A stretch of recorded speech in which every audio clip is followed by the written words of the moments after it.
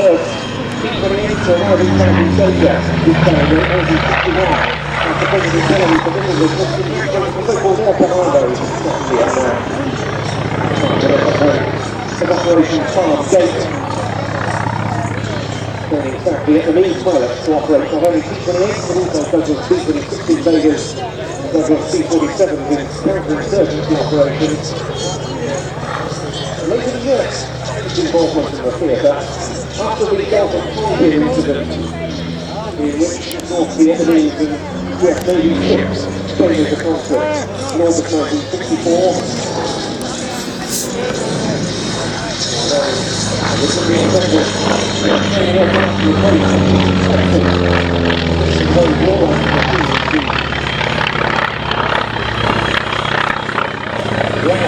operating T-28 in 1963. The aircraft in Vietnam carried out recce, strafing and bombing missions. They also assisted in rescuing down US military aircrew and supporting helicopter and fixed-wing aircraft operations by Air America on behalf of the CIA. Air America operated by US military aircraft were officially unable to go in Southeast Asia.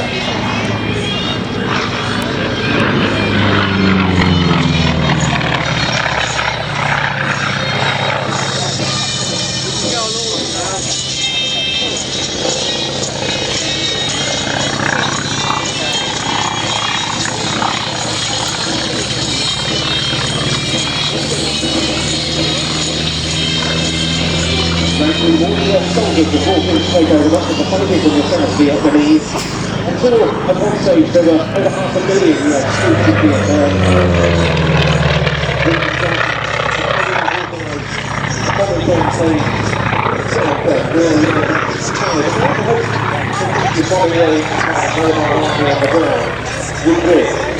But there's a parallel to that with some recent conflicts because guerrilla forces fighting in familiar territory and well supplied by North Vietnam use tactics to avoid defeat.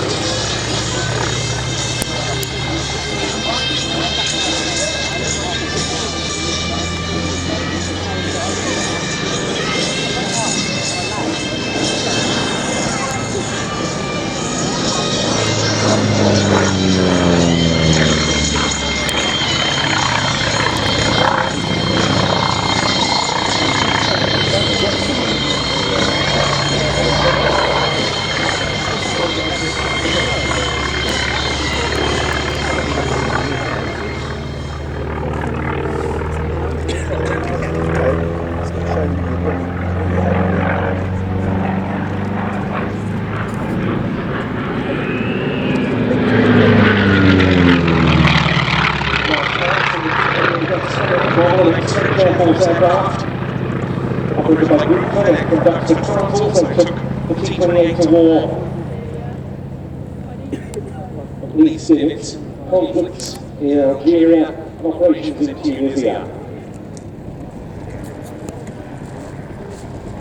And this Southeast Asia tableau that we're putting on as part of the display this afternoon, taking in a variety of types, depicting very different roles.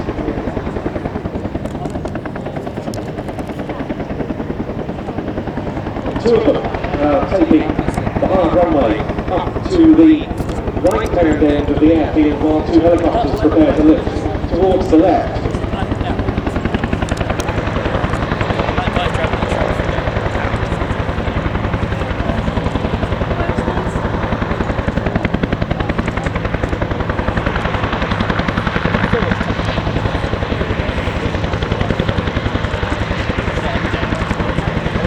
So rolling to go and climb for part of their display, the short SC-7 Skyvan and the North American OB-10B Bronco.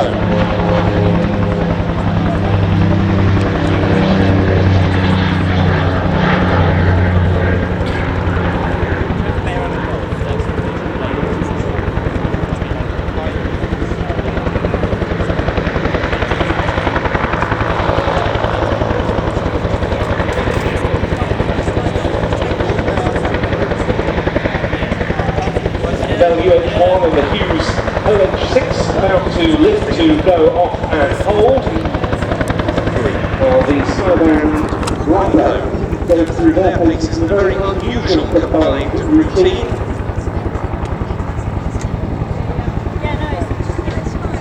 Skyvan was an aircraft type built to part in the war in Southeast Asia.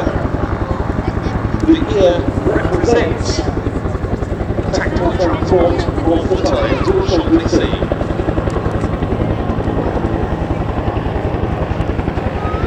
Although they use LH6, popularly known as the Lunch,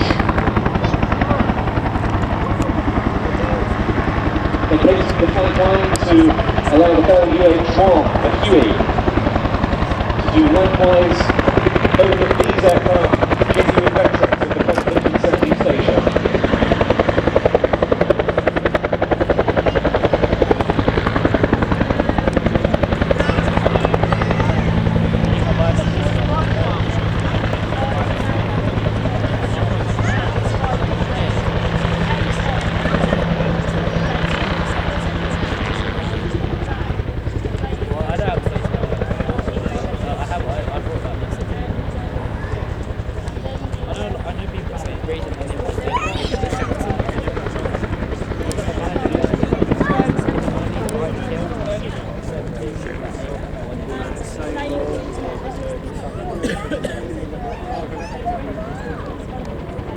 So what we're going to see now is the Bronco performing escort to the Skyvan, representing the tactical transport.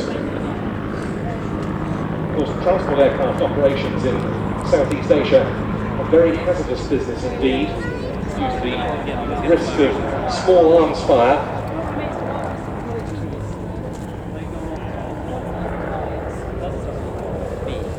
Perhaps nowhere more so than at Khe-Sanh, a US military outpost that came under severe threat from the North Vietnamese. Siege of Khe-Sanh lasted 77 days and was surpassed into infamous legend.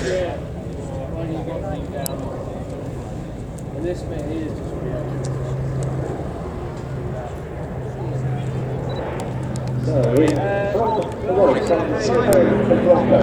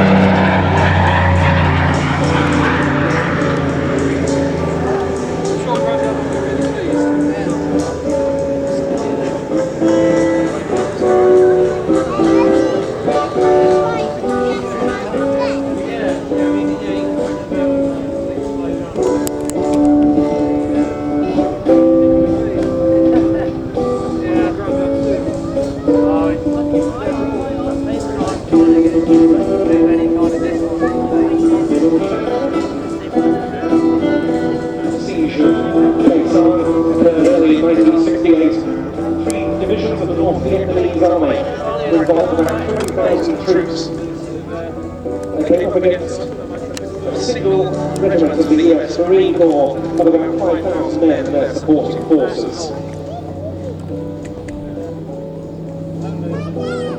Yeah, I know, there was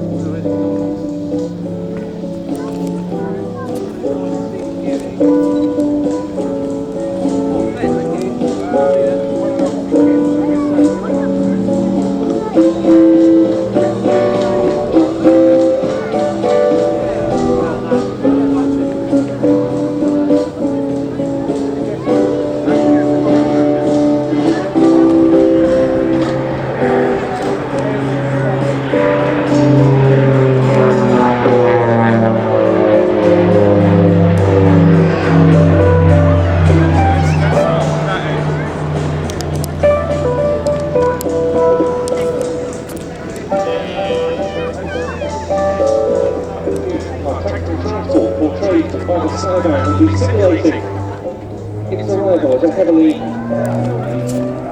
under siege US base, such as stateside. Tasers,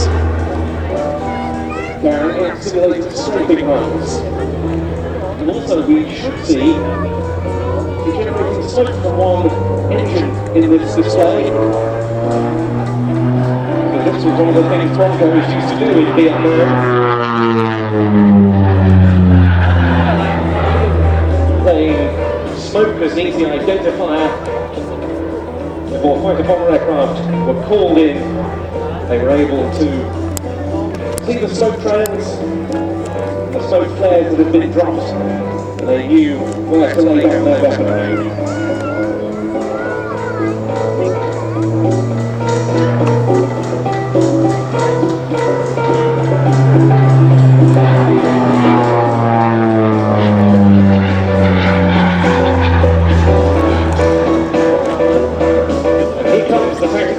Played by the Skyvan, in for a short landing. Back plates armed with transport aircraft that supporters the cut-off US Marine base has performed steep approaches, just like that, the so-called base armed approach we became known.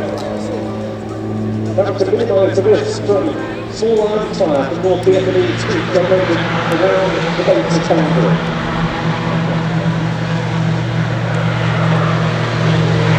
The aircraft will be heavily covered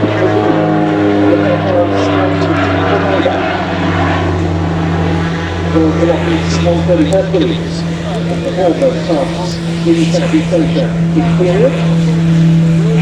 Well, we imagine there that the Skyvan has dropped off its troops and there it goes back into the air again. The Bronco, meanwhile, entered service just in time for duty in Vietnam, the first to go into action. From 1968 onwards, the US Marine Corps OB-10A models, observation and forward air control uses. The US Air Force used them as well. Attack aircraft, the AC-47 Spooky gunships, and by ground artillery. They provided post-strike damage assessment. They escorted C-123 providers engaged in the branch and defoliation spraying missions. They employed armament of their own, machine guns and high-explosive rockets against ground targets.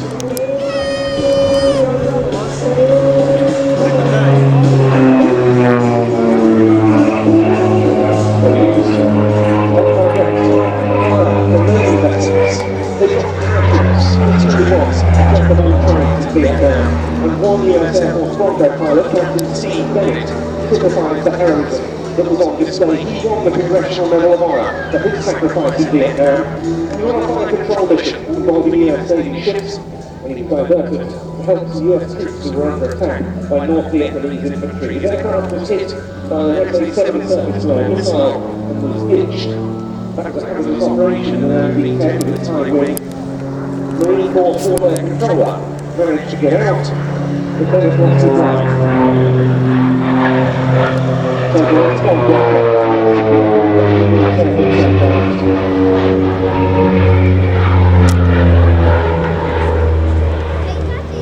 Much later, US Marine Corps Broncos were used in Operation Desert Storm in the Gulf in 1991. They performed well, but by now the aircraft was increasingly vulnerable. The US Air Force chose not to fly its Broncos in the Gulf for that very reason. By 1995, the US military had retired the type.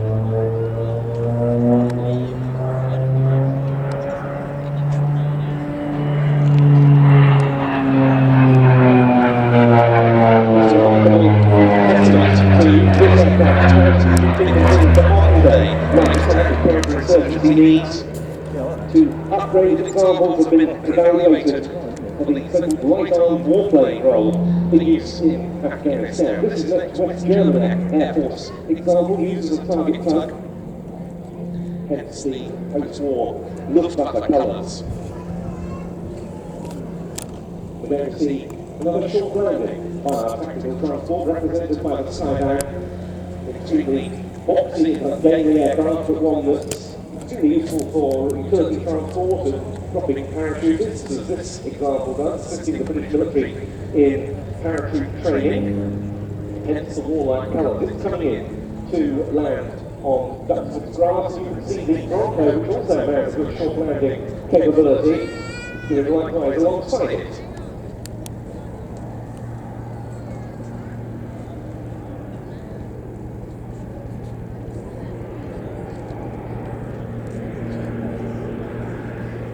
Short aircraft arrived from the Skyvan, the Model 330, procured by the US Air Force and used as a theatre transport within Europe.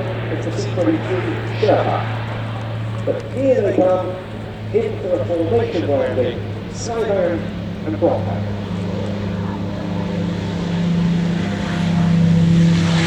Touching down almost simultaneously and coming to a stop in not very much, they'll even be taxiing in formation. And having seen Ray Horsey in the T28, a very fine performance indeed from Tony De Bruyne and the Bronco demo team from Kortrijk Velge in Belgium on the Bronco, and Bob Velleman in the Skyvan.